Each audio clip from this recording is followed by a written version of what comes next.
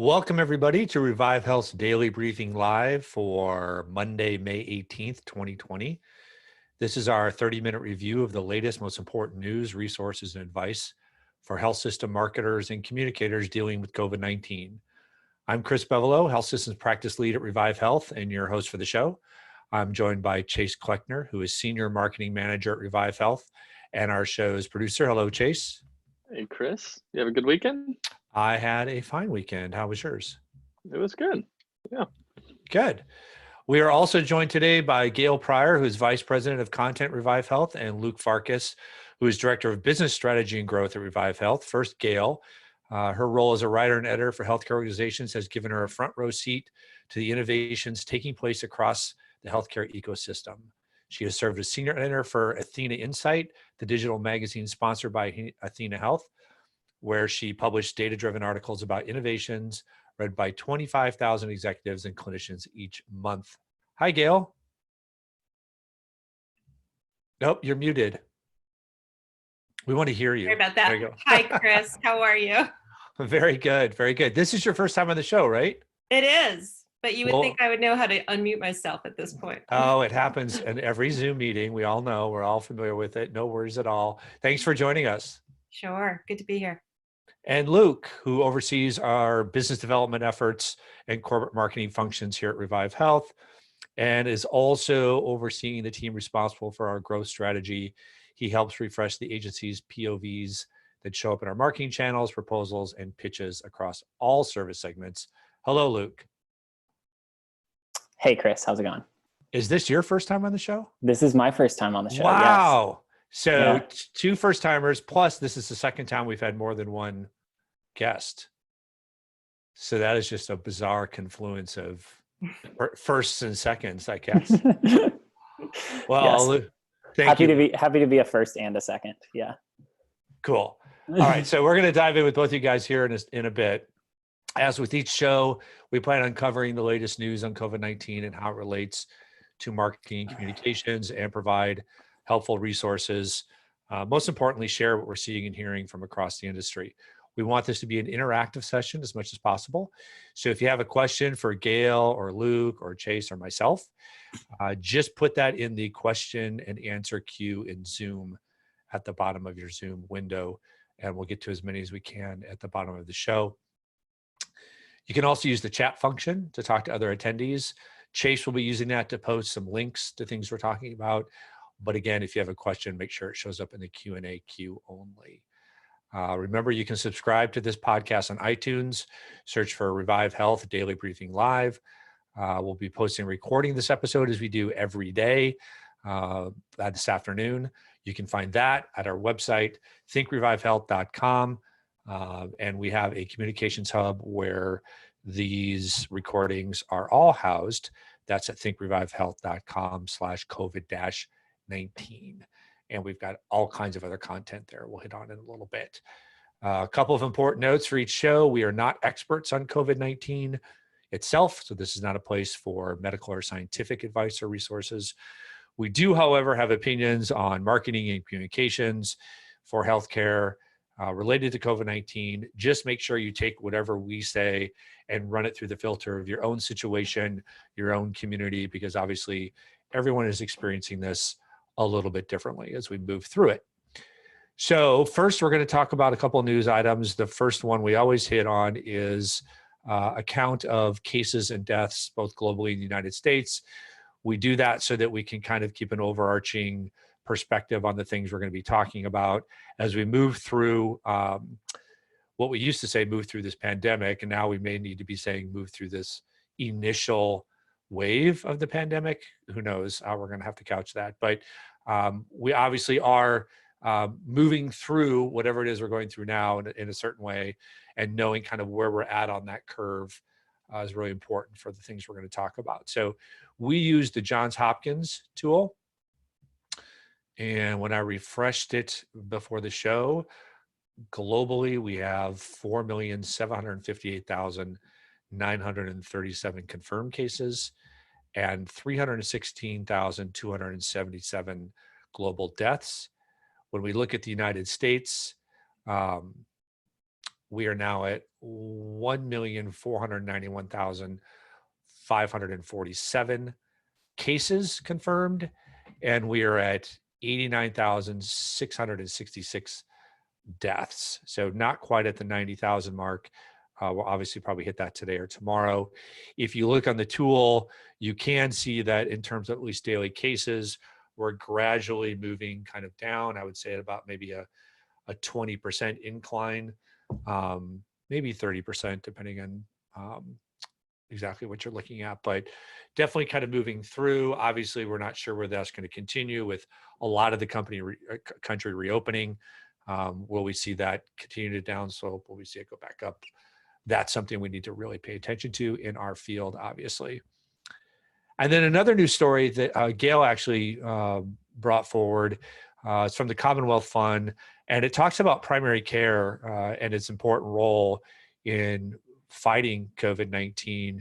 And we're going to spend some time today talking about that relative to Walmart and some other retail health trends.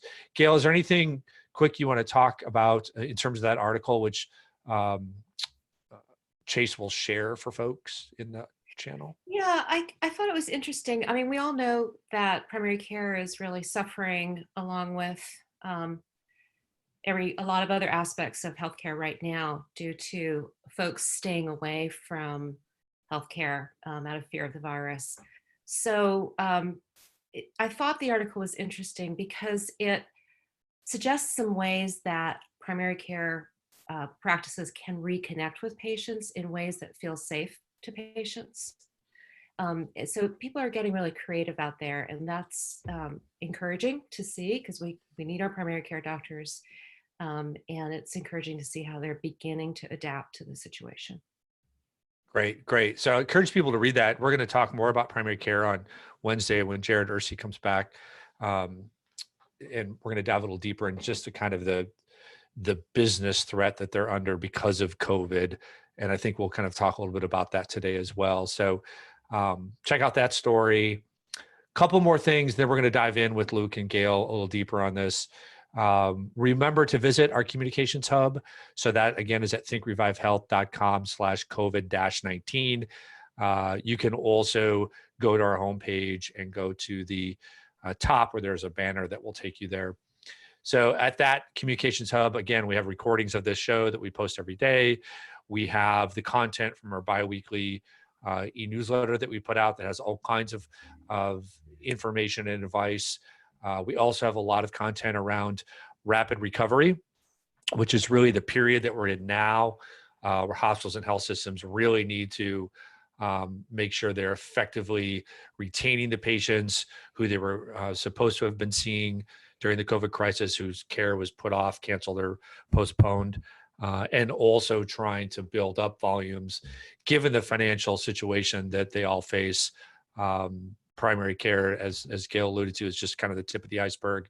Obviously, all hospitals and health systems have really suffered financially. So this period where we're coming out of COVID, for the most part in this country, and reopening, really important over the next 2 or 3 months, that we're doing everything we can to shore up our census and our volume. So a lot of resources there as well.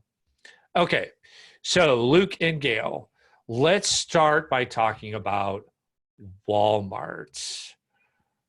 Why are we talking about Walmart? Who wants to start?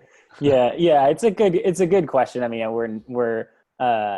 we are not oblivious to the fact that in most cases for health systems, particularly health system marketers, and particularly health system marketers within a market that Walmart's health footprint has not been established, this is not on the top of their priority list. In fact, it's really low on their priority list. I think that the reason that we are talking about Walmart is much less about Walmart and much more about the symbol of kind of primary care and the reverse trends that we think might be beginning to show up in light of COVID. I think it's noteworthy for us to pay attention to any healthcare provider whose business is not crumbling right now. And I think that in the case of Walmart Health, it reminds me in many ways of 2010 Netflix took over Blockbuster completely. Like that was that was over in 2010.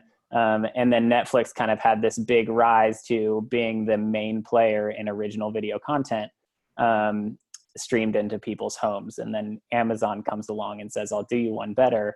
We'll start making some original content. We'll have streaming services the same way, but we'll post up our streaming business with selling whatever the heck consumers need, right? And we won't rely on the video subscription that Netflix relies on. Now, Netflix is going to have probably a happy future in many ways, but I think it's not dissimilar from the situation that we see on the retail front, where Walmart is selling Instant Pots and paper towels and posting up their Walmart Health business, right?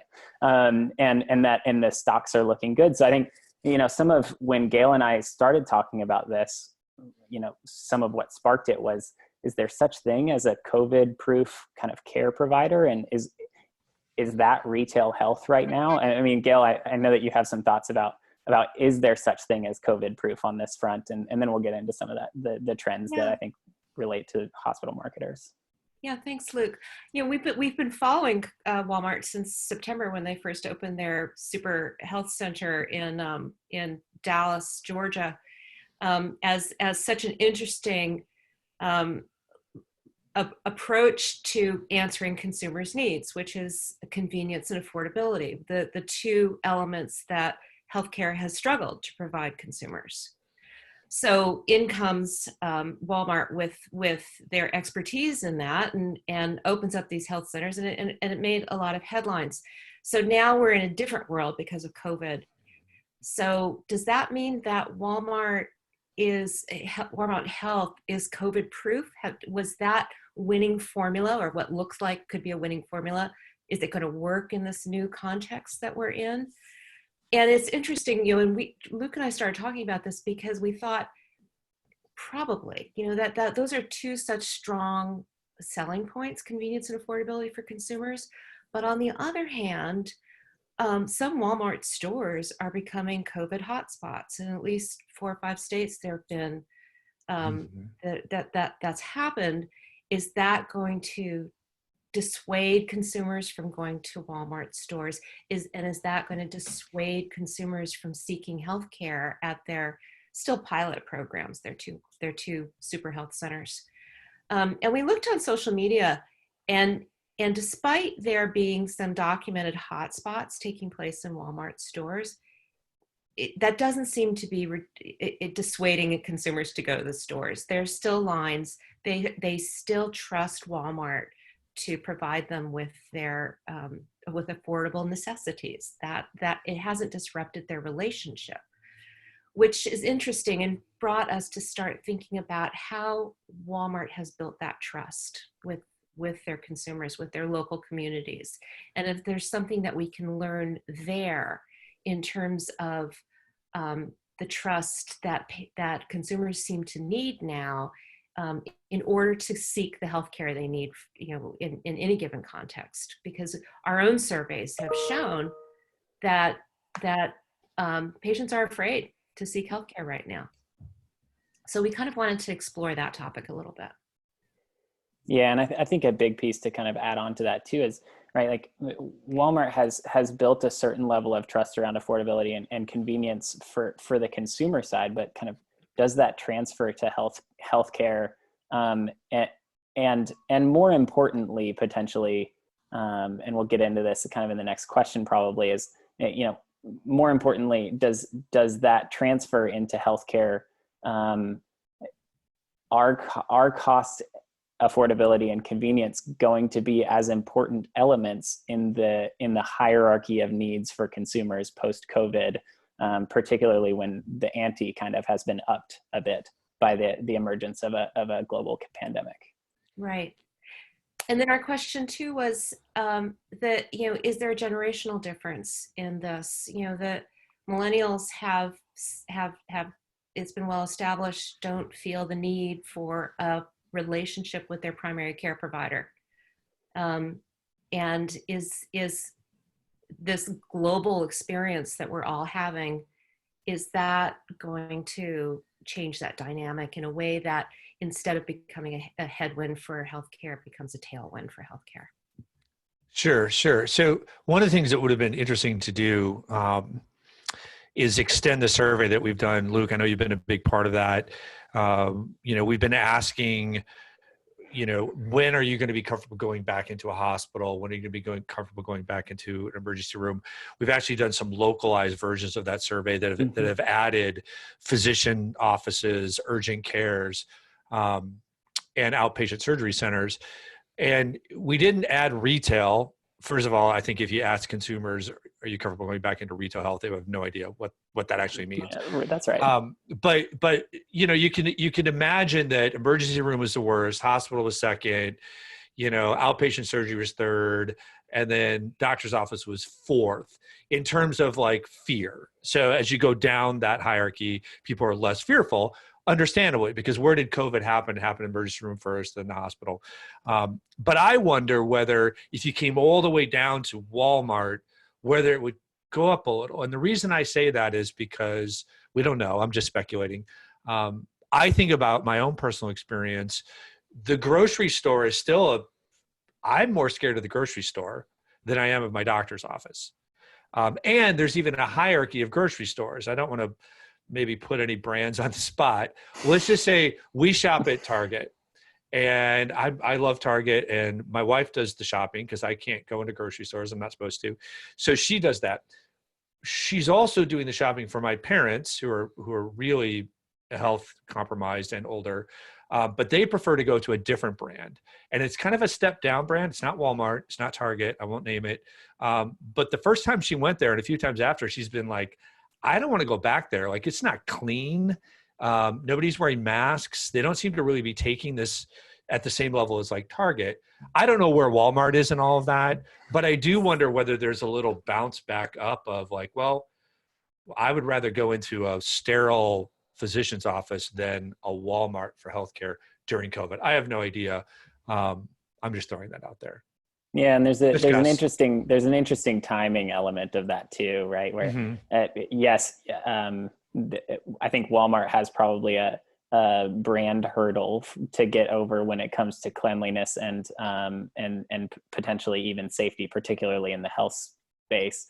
But they're also opening shiny new facilities that popped up, about halfway through this as well. And so if it's part of the consumer consideration that I do or I don't want, well, more likely that I don't want to go into a care environment where COVID patients have already been, a new retail health facility that has, nice white walls might not be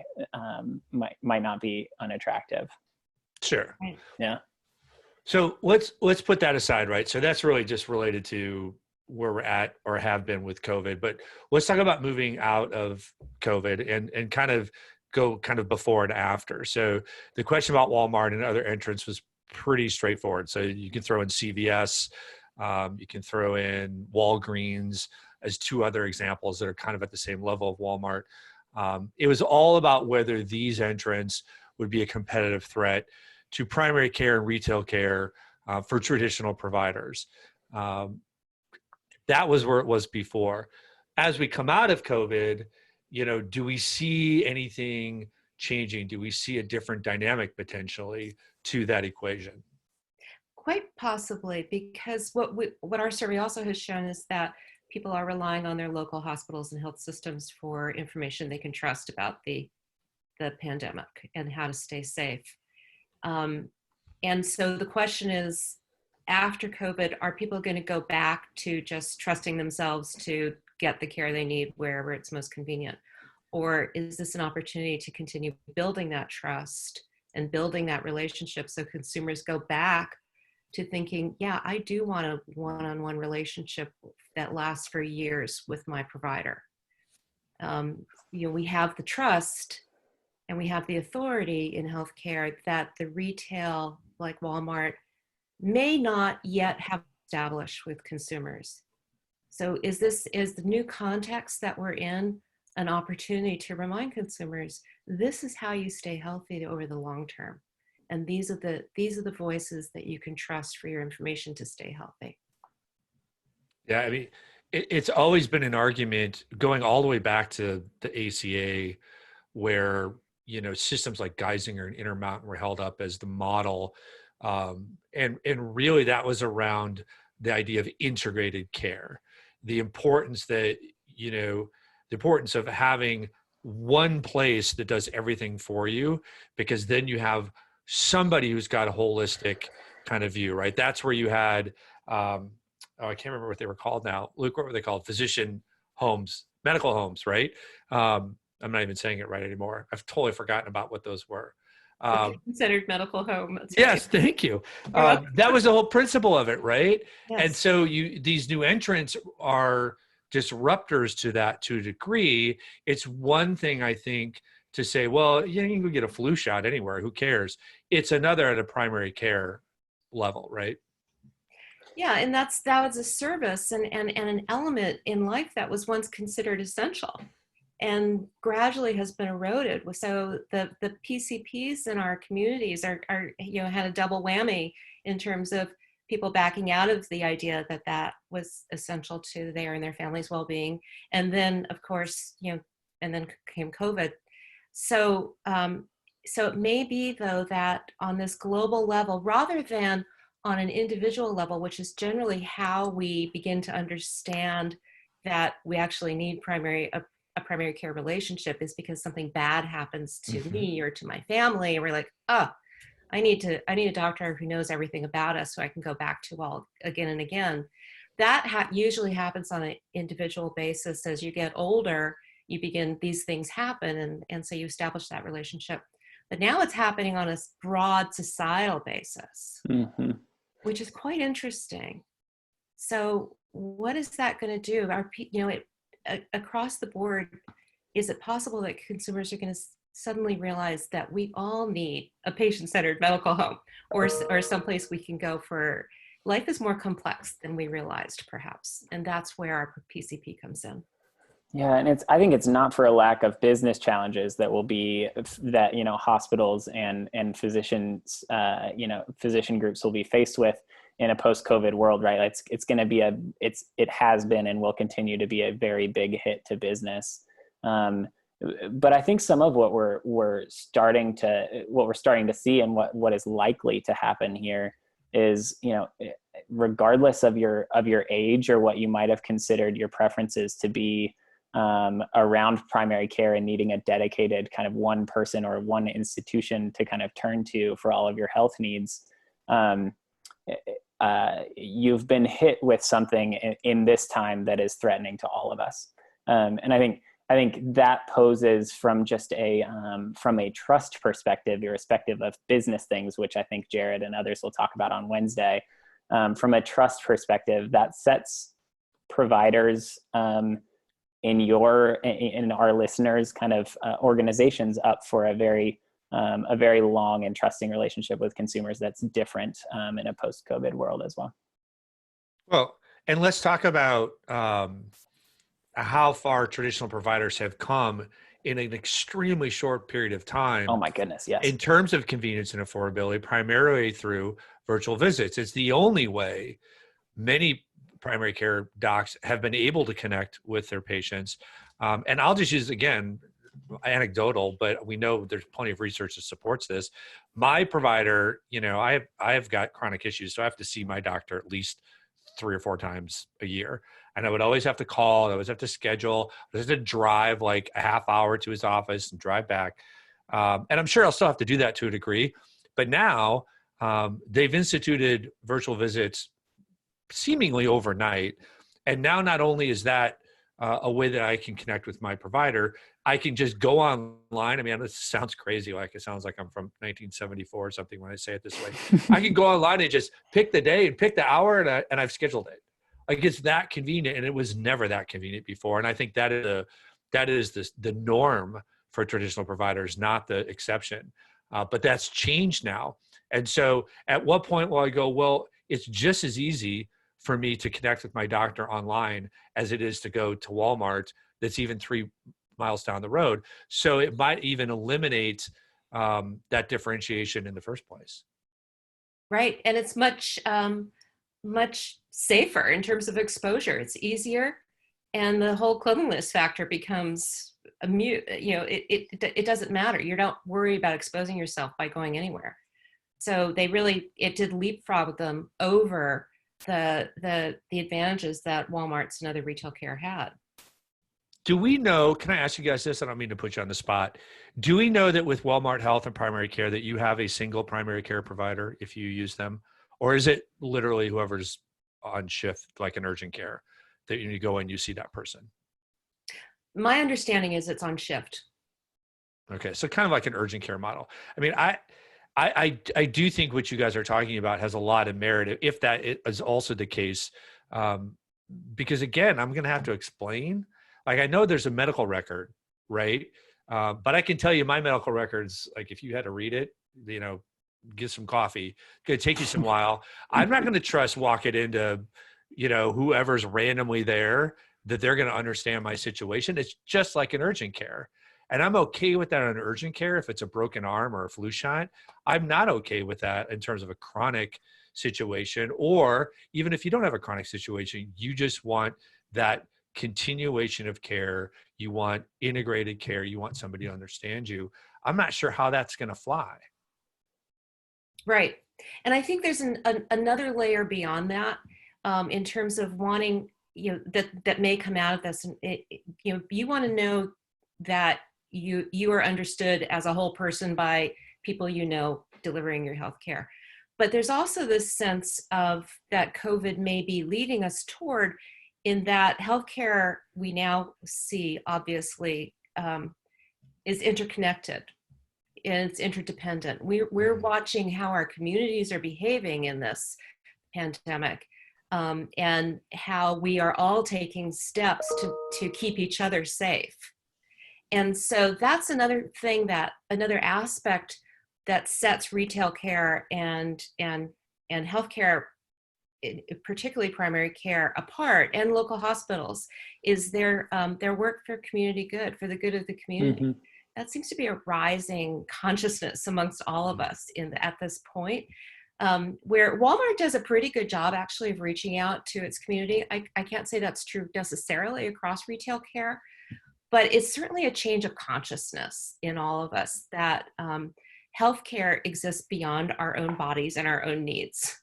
And hospitals have come a long way in the last 5 years or so in terms of doing community-based care and population health management, and those activities may have some effect on the consumer, who is also thinking about their neighbors and their friends and their family staying healthy in this situation. Great. Luke, one last point before we wrap. Anything you want to wrap up with? No, I think that the main thing to kind of keep in mind for health systems is, the core of, while the core of the business model in many cases is challenged in the COVID space, the core of who they are in their communities is going to be a tough thing to continue to challenge. And so I think not losing sight of that, and what makes hospitals beacons of their communities, I think, from a communication standpoint, I think that's very important. Okay, perfect. Well, Gale and Luke, thank you so much for joining us today. Sure. Thank you. That was great. Yeah, great conversation. And I'm excited because Jared will, I think, pick up where we left off. And on Wednesday, when he's back, he's going to help us dive into kind of the threats to the business model of primary care, which were there already, as you just alluded to, Luke, a little, but certainly now with COVID having decimated so many providers financially, it's one thing if you're a giant health system and you can go to the bond markets and you can borrow. It's another if you're a 10 physician practice somewhere, and how you come out of this. So what does that mean for our healthcare system in this country? And can we even benefit from the things we're talking about today if those folks disappear? So we'll talk more about that. Chase, thank you as well for joining. Absolutely, glad to. Tomorrow, we're very excited. We have a special guest, Melissa Tizon. I've known Melissa for, oh my gosh, a decade probably. She is the AVP of National Communications at Providence St. Joseph, and she's going to be with us. She lives in Seattle, So she was there at the outset of this whole thing in this country anyway. And obviously working with Providence, which is a huge health system. And so we're going to talk to her about what it's like to have been at the original epicenter, but also what are some of the things that Providence has been doing, both through the crisis and then coming out of it now. So look forward to that tomorrow. Remember to visit thinkrevivehealth.com/COVID-19 for a recording of today's episode and all of our content. Remember to subscribe on iTunes, share this podcast with anybody you think would benefit from it. And as always, keep up the good work. We're not out of the woods yet. There's still a lot happening with COVID, and also trying to support the people that aren't suffering from COVID, but are suffering from all other healthcare issues. We've got to make sure that we are connecting with those folks and getting them the care they need, all of which is driven by communications and to a degree marketing at hospitals and health systems. So hang in there. We will be with you, excuse me, every day that we're dealing with this crisis. And hopefully this cough will not be with us every day that we're dealing with this crisis. But we'll be back tomorrow. Thanks for joining. We'll see you then.